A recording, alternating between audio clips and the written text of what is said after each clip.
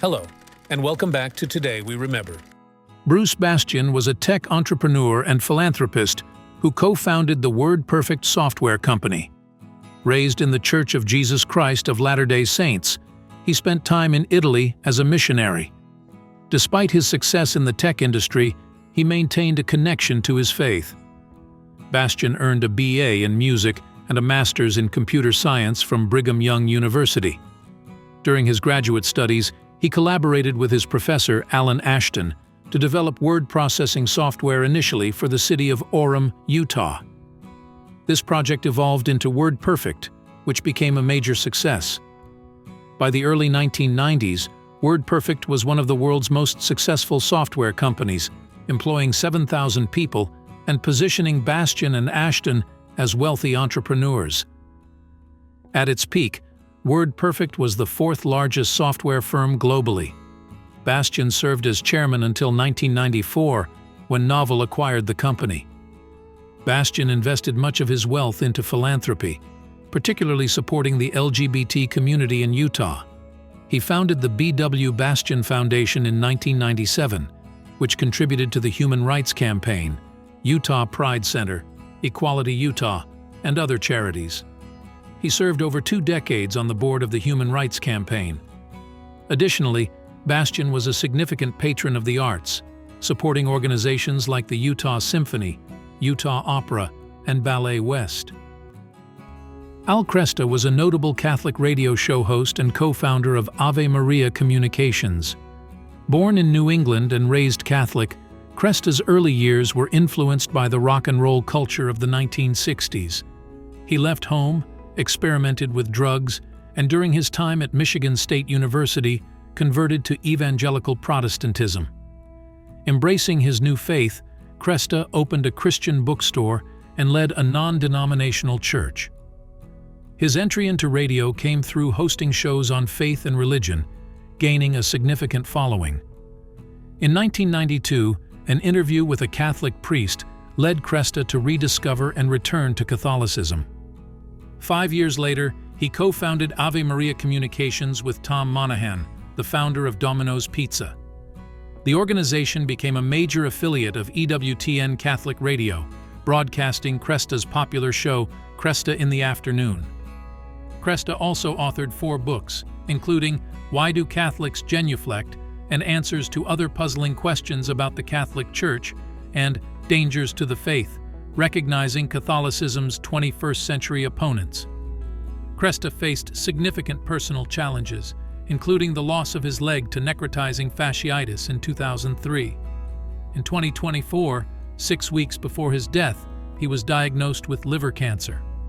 Despite these hardships, Kresta remained steadfast in his faith, famously stating, "The Catholic faith has never disappointed me when it comes to my use of reason or intellectual coherence." His legacy endures through his contributions to Catholic media and his insightful writings. J.J. Rice, an 18-year-old American-born kitefoiler aiming to compete for Tonga in the Olympics, tragically died in a diving accident. The Tongan National Olympic Committee expressed deep sorrow over his passing on June 15th. Rice's father, Darren, reported that J.J. experienced a shallow water blackout while free diving off a boat at Falaloa in Ha'apai, leading to his death. Rice's sister, Lily, honored him in a Facebook post, calling him the most amazing brother and praising his kitefoiling skills, expressing confidence he would have won an Olympic medal. Despite missing out on qualifying for the Paris 2024 Olympics, Rice had been determinedly training for the 2028 Games in Los Angeles. Kitefoiling, set to debut in the Olympics this August at Marseille Marina, involves athletes gliding above water on foils attached to a board and sail. Rice, who grew up on Ha'apai where his parents have operated a tourist lodge since 2010, represented Tonga in training and competitions across Europe. Peter Taufetofua, a multi-sport Olympian for Tonga, fondly remembered Rice for his love and respect for the sea. Taufetofua wrote on Facebook, "JJ left this world doing exactly what he loved, in a place he loved, the ocean. May you continue to ride the waves of heaven on your next great adventure." International Olympic Committee President Thomas Bach expressed his condolences, noting the loss of a great talent just weeks before the Paris 2024 Games. He extended his thoughts to Rice's family and friends. William Goines, a decorated U.S. Navy veteran, was the first Black SEAL and a recipient of the Lone Sailor Award. Inspired by a film about Navy frogmen, Goines knew early on he wanted a military career. After graduating from Lockland Wayne High School in Ohio, he enlisted in the Navy. In 1962, when President John F. Kennedy formed the first Navy SEAL teams, Goines was among the elite chosen for Team 2, the only black serviceman selected. Goines served 3 tours in Vietnam, where he was exposed to Agent Orange and participated in numerous combat jumps. Fluent in English, French, and Spanish, his language skills were crucial, preventing a 4th tour. In 1976, he joined the Navy parachute demonstration team Shooting Stars. Over his 32-year Navy career, Goines rose to Master Chief Petty Officer, earning numerous awards including the Navy Commendation Medal, Bronze Star, Meritorious Service Medal, Combat Action Ribbon, and Presidential Unit Citation. After retiring in 1987, Goines served as Chief of Police for the Portsmouth, Virginia school system for 14 years. He later dedicated himself to increasing diversity in the SEALs, recruiting young people of color. In 2023, he received the Lone Sailor Award for his community contributions post-retirement. Reflecting on his service, Goines recalled asking about a mission's details and being told, "It's too secret to talk about." His legacy continues to inspire through his trailblazing achievements and commitment to diversity and service. Willie Mays, the legendary Hall of Fame center fielder, passed away at 93. Known as the Say Hey Kid, Mays had a career spanning 4 decades, starting in the Negro Leagues in the late 1940s and ending with the New York Mets in 1972. He spent most of his career with the New York-San Francisco Giants. Born on May 6, 1931 in Westfield, Alabama, Mays was introduced to baseball by his semi-pro player father. By high school, Mays excelled in multiple sports and joined the Birmingham Black Barons before finishing school. Signed by the Giants in 1950, Mays debuted in 1951, winning Rookie of the Year and earning his nickname for his enthusiastic exclamations.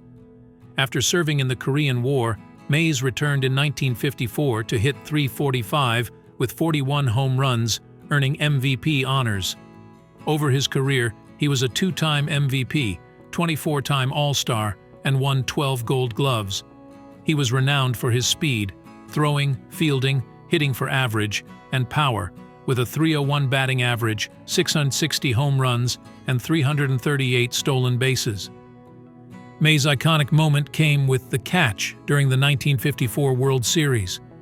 He also set a precedent with the first 6-figure contract in baseball in 1963. Post-retirement, Mays served as a coach and received the Presidential Medal of Freedom in 2015. Mays is survived by his son, Michael, and is remembered as the greatest all-around baseball player of all time. Sarah Mandel, a 42-year-old psychologist, author, and mother of 2, passed away from stage 4 breast cancer. Diagnosed during her second pregnancy in 2017, Mandel documented her journey in the memoir Little Earthquakes, a Memoir. On June 1st, she announced her death via an emotional TikTok video, which she prepared with help due to her weakened state. The video, shared on the day she died, expressed her love for her daughters, Sophie, 10, and Sienna, 6, and has garnered 1.7 million views. Mandel was born in Manhattan to novelist Sally Mandel and lawyer Barry Mandel. She graduated from Bard College in 2003 with a degree in fine and studio arts, and later pursued a career in psychology, earning a postgraduate certificate from Columbia University and a doctorate from Rutgers University. She worked at several New York institutions before becoming a licensed clinical psychologist at the Institute for Behavior Therapy in Manhattan. Her cancer diagnosis came during her 3rd trimester with Sienna.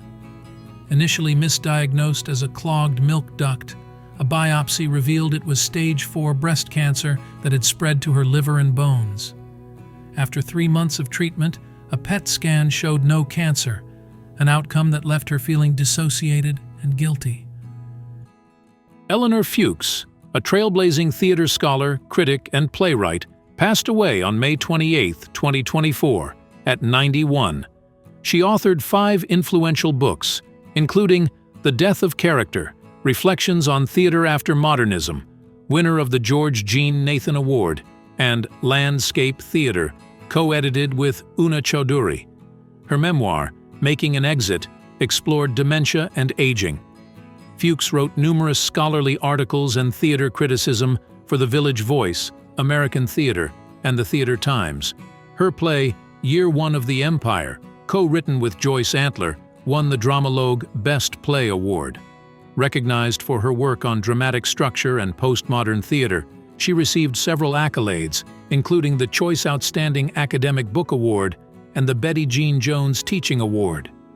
She taught at Harvard, Columbia, Emory, NYU, and the Free University in Berlin, holding fellowships from the Rockefeller Foundation and the University of Wisconsin-Milwaukee. At Yale School of Drama, Fuchs was a longtime professor of dramaturgy and dramatic criticism, mentoring many students who became prominent in theater scholarship. Her book, The Death of Character, and essay, E.F.'s Visit to a Small Planet, are essential in theater studies. Her focus on theatrical representation and the spectator's role in performance inspired generations of scholars and critics. Fuchs's impact on theater studies and dedication to her students will be celebrated for years to come. Miriam Shehane, who pioneered the victims' rights movement in Alabama after her daughter's murder in 1976, passed away on Monday at 91. Shehane founded the Victims of Crime and Leniency, VOCAL, and led efforts to reform Alabama's judicial and parole systems. VOCAL announced her death Monday night. Her activism began following the tragic death of her daughter, Quinette Shehane. On December 20, 1976, Quinette, a Birmingham Southern College graduate, was kidnapped, raped, and murdered while making a quick trip to a convenience store. This devastating event propelled Shehane into advocacy. In 1982, Shehane established VOCAL to support victims and their families, who she felt were often overlooked in the justice system. "I can't stand the thought of Quinette being forgotten. That is what has given me such drive," Shehane said in a 2012 interview. Under her leadership, VOCAL championed several legislative changes, including allowing crime victims to remain in the courtroom even if they were to testify and improving parole hearing notifications. The organization remains influential in Alabama, advocating for victims and frequently opposing inmate paroles and sentencing reform initiatives. Miriam Shehane changed the path that crime victims would travel in Alabama. Through her own experience, she drew the strength to honor her daughter, Quinette, by being a true hero to so many others, said Wanda Miller, VOCAL's executive director. Shehane's relentless advocacy ensured that victims' voices were heard and respected in the legal process, leaving a lasting impact on Alabama's justice system. Hoyt Garland Harwell, a revered figure in journalism known for his extensive career with the Associated Press, passed away at the age of 93. He died peacefully at home on June 12 after a brief illness. During his remarkable 42-year tenure at the AP, Harwell left an indelible mark with his reporting across the American South, including pivotal events in Atlanta and various cities in Alabama. His career spanned from the aftermath of the 1963 bombing of 16th Street Baptist Church in Birmingham to covering the Freedom Riders' activism against segregation. In 1988, Harwell displayed extraordinary courage during a hostage crisis at Tuscaloosa's West End Christian School. Acting on behalf of the AP, he volunteered to enter the school where children and a pregnant teacher were held captive. His bravery contributed to the release of 9 children and helped de-escalate the situation. Beyond his reporting, colleagues remember him not only for his journalistic prowess, but also for his kindness and generosity. His impact extended beyond the newsroom, influencing how millions understood the complexities of Alabama during pivotal times. Harwell's contributions were recognized with numerous awards, including his induction into the 50 Legends of the Alabama Sports Writers Association. He also shared his expertise as a journalism instructor at the University of Alabama at Birmingham and Samford University. His memorial service, held at Shades Crest Baptist Church in Hoover, honored his request for a celebration of a happy life, reflecting the positive spirit and legacy of a man who touched many lives through his exemplary career and compassionate character. If this tribute has touched you, please like and subscribe to help us continue honoring those whose legacies live on. Feel free to share your thoughts and memories in the comments below. Together, we keep their spirit alive. Until we meet again, take care.